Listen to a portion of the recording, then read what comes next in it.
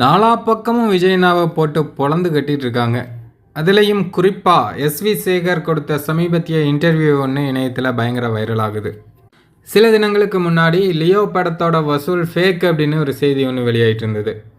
அதாவது அந்த பட தயாரிப்பு நிறுவனம் வருமான வரி கணக்கு தாக்கல் செய்யும்போது லியோ படத்தோட மொத்த வருவாயே 404 கோடி தான், அதில் தியேட்ரிக்கல் வருவாய் 160 கோடி அப்படிங்கிறத மென்ஷன் பண்ணியிருந்தாங்க. அப்போ இவனுங்க 600 கோடி அப்படின்னு சும்மா தான் அடிச்சு விட்டுருக்காங்க அப்படின்னு நிறைய செய்தி சேனல்களில் செய்தியெல்லாம் வெளியாகிட்டு இருந்தது. அதுக்கு அடுத்ததாக புலி படத்தோட தயாரிப்பாளர் பிடி செல்வகுமார் சமீபத்தில் ஒரு மேடையில் பேசும்போது பயங்கரமாக புலம்பி தள்ளியிருக்காரு.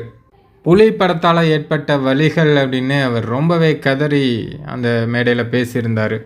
அதை பார்க்குறதுக்கே ரொம்ப பாவமாக இருந்தது. ஏன்னா 25 வருட உழைப்பை புலி படத்துக்காக அவர் இன்வெஸ்ட் பண்ணியிருக்காரு. 25 வருஷமாக சம்பாதிச்ச தொகை எல்லாத்தையும் இன்வெஸ்ட் பண்ணி அந்த படம் படுதோல்வியில் முடிஞ்சிருச்சு. விஜய் தரப்புலேருந்து ஒரு ஆதரவு குரல் கூட கொடுக்கல, ஒரு ஆறுதலாக ஒரு வார்த்தை கூட ஃபோன் பண்ணி கூட பேசலை அப்படின்னு ரொம்ப ஆதங்கப்பட்டு பேசியிருந்தார்.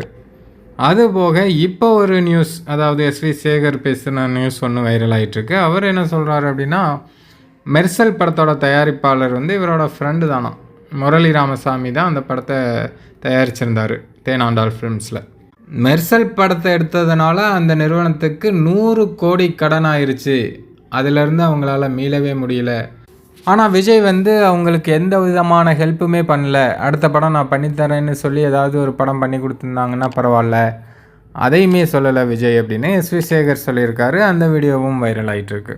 தயாரிப்பாளர் அந்த மெர்சல் படத்தினால் அவர் கிட்டத்தட்ட 100 கோடி ரூபாய்க்கு அவருக்கு கடன் வந்தது.